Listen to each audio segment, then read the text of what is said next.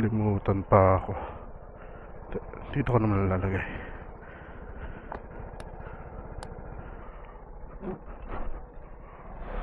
Okay, so pupunta ako ngayon sa Drive with Dad Year 12. So pangalawang beses kong sasali na to. Sali ko tong Vespa ko na actually tinatawag siyang Bluey, pero wala pa talaga akong pangalan sa kanya. Kakalabas lang din niya kanina sa Fix Up. Special thanks sa Fix Up kay Don Manik daw. Siya yung owner nun. Message lang kayo sa Fix Up. Sineramic coat niya tong motor kasama yung helmet ko. Sa pagkakaalala ko, parang 4,000 ang ceramic coat ng Vespa, kasama na dun yung helmet, plus parang meron kang 3 beses o 4 na beses na ibabalik mo sa kanya yung motor for maintenance every 6 months. So December ulit ang next kong maintenance nung ceramic coat. Sakto lang na ngayon magagamit ko siya sa car show. So magwi-withdraw muna ako at sana wag na kumubutan ng ulan. Kanina pa kumukulog tas umambo na kanina Unpredictable talaga yung ngayon panahon. Pero parang hindi ko alam kung glitters ng kalsada yung nakikita ko o may pumapatak. So balik ko na lang kapag on the way na ulit ako or malapit na ako sa Marquee Mall.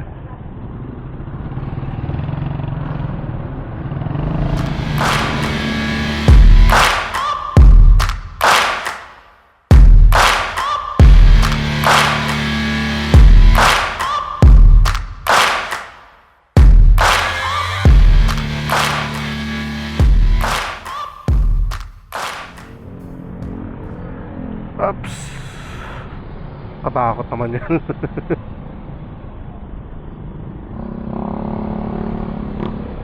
Si kuya may helmet pero ginawang basket. Mga tao nga naman.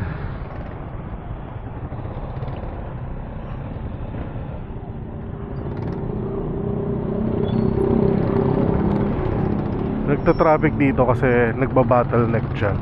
Parang pang 1 car per lane lang yung pagdating ng tulay.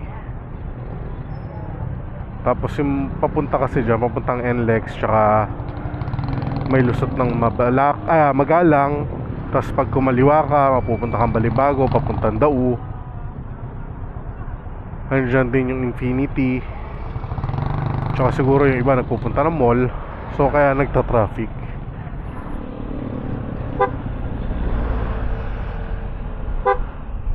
Nakasambusina ko. Ano yan? PIAA, PIA. Yung pinakabit kong busina. Yan ang unang-una kong mod na ginawa rito. Dahil since looban tayo, hindi naman tayo naka-exhaust, importanteng naririnig ka ng ibang tao, ibang sasakyan. Yung stock na malakas din naman yun. Actually matining yun. Yung mga matitining yun yung talagang minsan kahit maingay naririnig mo yung tining na yun. Pero sa Pilipinas kasi hindi po pwede yun dahil ang lalakas ng mga nagmu-music sa sasakyan, ang lakas ng ibang mga sasakyan, ang daming mga ibang ingay sa paligid. So hindi nila talaga naririnig. So kaya nagpalit ako ng malakas na busina. Tapos yung ibang mga sasakyan pag in-overtaken mo, parang ayaw pumayag magpa-overtake, overtaken ka ulit. Samantalang kaya mo sila in-overtaken kasi madalas nagbabagal sila, nagkukos sila ng traffic, kaya overtaken mo. Pero pag in-overtaken mo, ayaw nila. Next mod pala na gagawin natin dito kay Bluey, baka exhaust na. Parang gusto ko yung Acra pero namamahalan pa kasi ako Pero para dagdag power, since nagpalit ako ng CVT na Koso, tsaka yung bola, yung spring pinalitan. Nung last ride kasi namin, pare-parehas kami ng setup, halos parehas din kami ng weight. Natatalo ako ng naka-exhaust. I mean, hindi naman natatalo, hindi naman karera. Pero yung straight na nakapiga na kami pare-parehas, mas mabilis talaga yung naka-exhaust. So, syempre, mas nakakahingayang mabuti yung makina nun. Kaya, mas malakas. Yung Öhlins, gusto ko rin yon. Kaya lang more on forma na lang kasi. Tsaka, ako, matagtagang Vespa, oo. Matagtag tagtag, matigas. Pero sa akin, okay lang. Well, hindi pa kasi ako nakatesting na naka-Öhlins. Sabi nila, night and day talaga yung diferensya.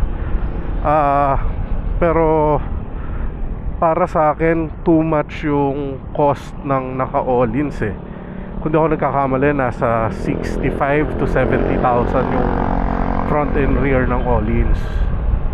So, might as well ipunin ko na lang kasi gusto ko rin ng kung papalitan ko man to, gusto ko yung GTV 300 na yung beige tapos kulay orange yung head cowl dito, o kaya gray.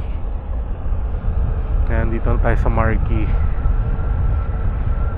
Alam ko sasabihin lang dito sa car show para hindi nakukuha ang ticket.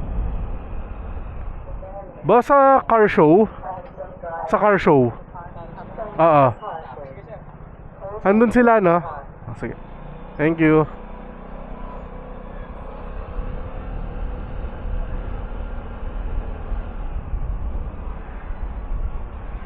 So, yun. I'm here.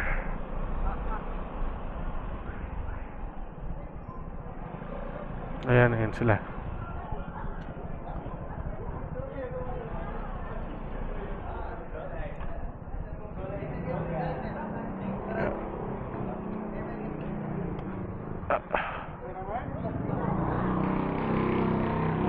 Gusto mo testing yan? Lagi ka ba yung naka-Vespa? Oo. Ako nga, laki-laki ko. So, magpapasok ka. Ha? Ako magpapasok ka. Sige. Siyempre para pag-video ako. Kaya na may fix up? Oo. Hindi natin may discount tayo. Kilala ko rin naman. Pero maganda na rin yung deal na binigay niya sa akin. 4,000 kasama helmet. Tapos meron pang every 6 months babalik sa kanya para yan. Hanggang 4 na beses. Not bad na yun.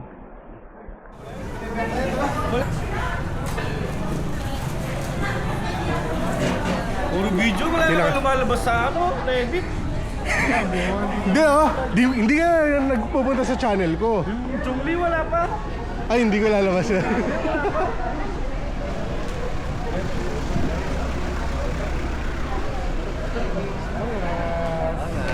Ang sweet nyo?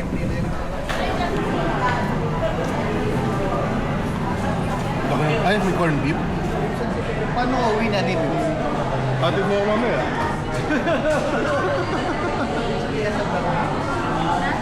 Talaga sa...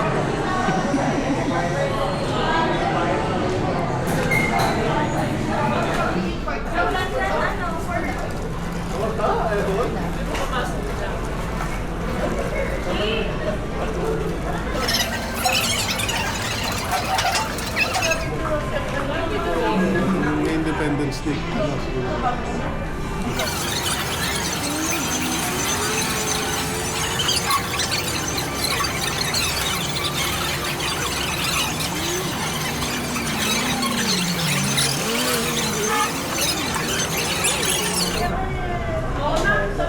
Pwede pa siya. Pwede nga pala. Pwede na lang.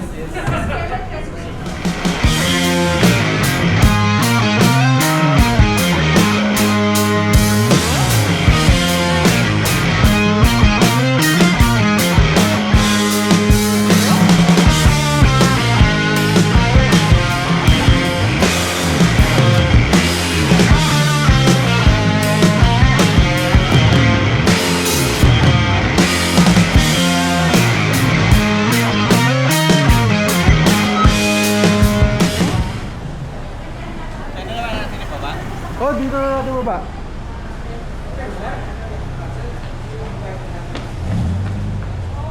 Yan pa, kasali rin yan, dalawang sprint. Kay Kuya Fel ata yung isa, tapos yung kay Jay yung isa. So, bahan lang namin.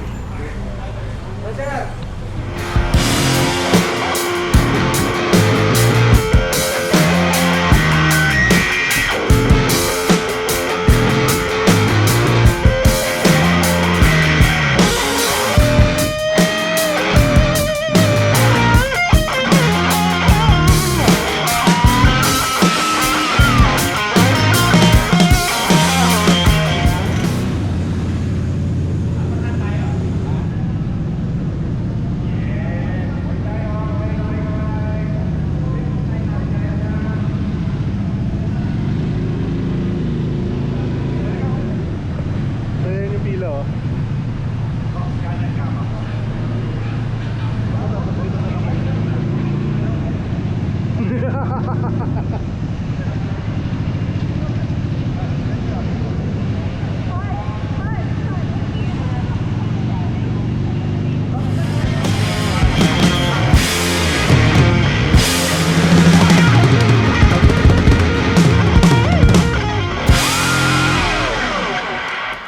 So yun yung ayos namin ngayon yan.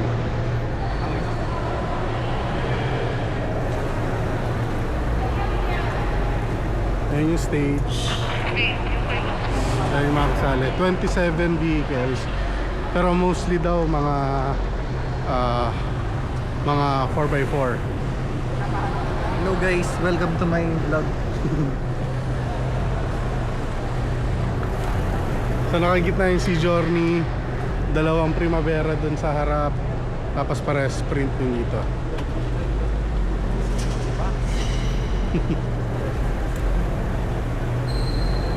Ito sa tingin ko mananalo kay Q-Zone. Classic na Beamer. Type R ata yun. So yun, parang siya noodle spoon. Dati sinali na ata yung Corolla na yun eh, Love Life.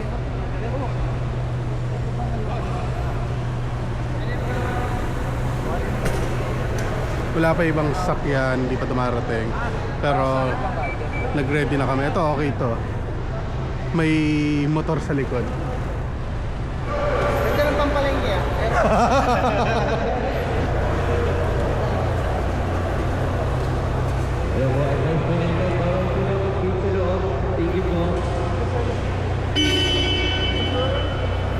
Ito yung pwesto ni Fix Up. So sakto. Kaya kanina video. Sakto, ang ganda rin ng pwesto. Tabi lang din kami ni Fix Up. Tal, kay Fix Up din yung gumawa na tong si Bluey.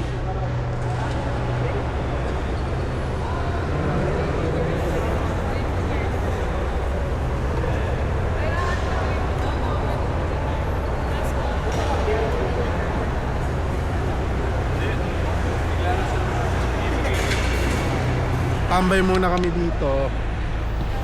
Nag-aayos pa pero ang ganda na ng pwesto namin. Sana hindi na kami maalis doon.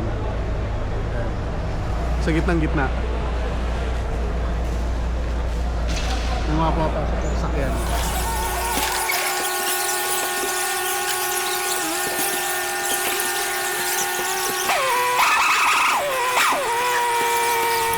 So, ito naglalakad na ako.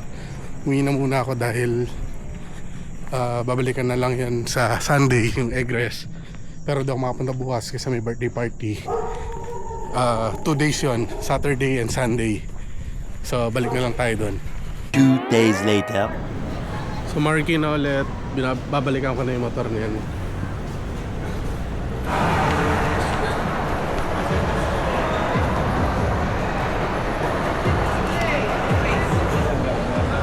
Yes.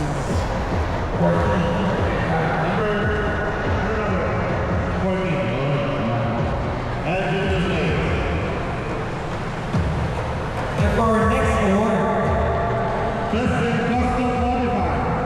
Best in custom modified, please. Go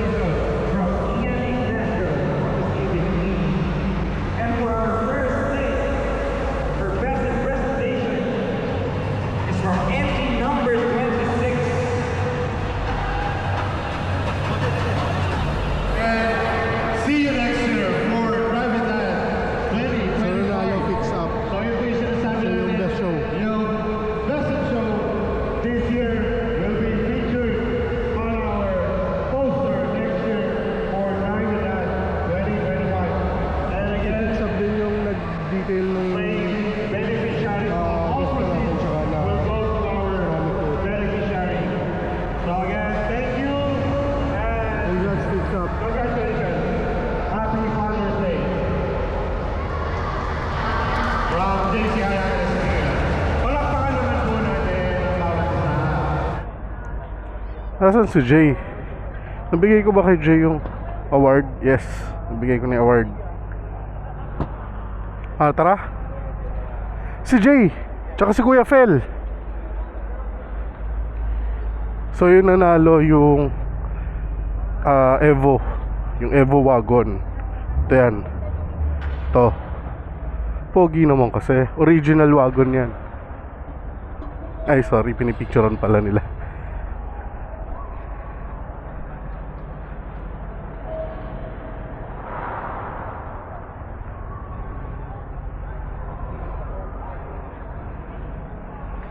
Wala si Jay.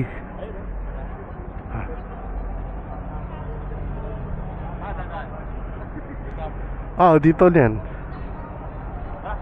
Tara.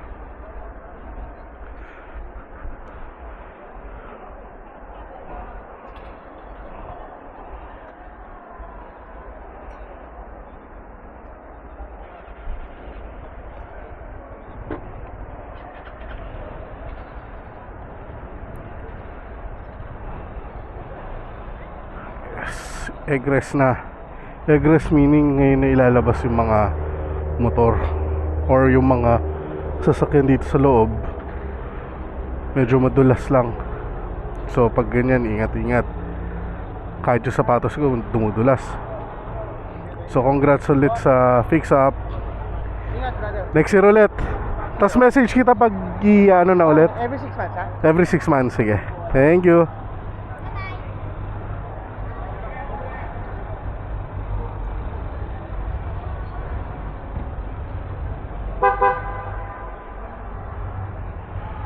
Jay! Jay! Ha? Jay, muna na ako ha! Bye-bye! Thank you! Bye-bye! Ready mo na, no? Ups!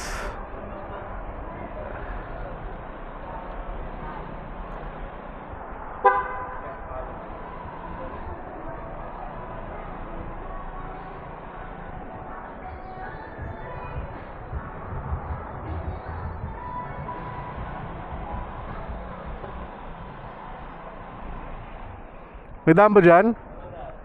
Dyan din? Oo.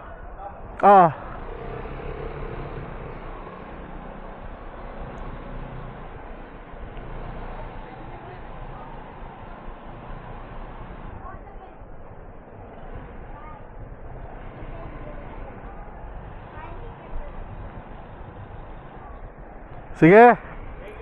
Ingat, ingat.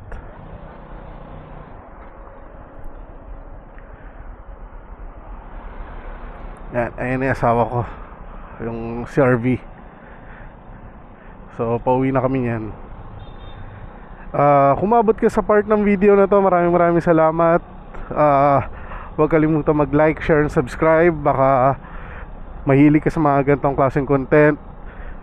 Follow nyo lang ako at subscribe nyo na rin para makita nyo yung mga bago natin i-upload. Marami tayong bago i-upload yan. Puro Vespa content tayo ngayon dahil ito lang motor natin.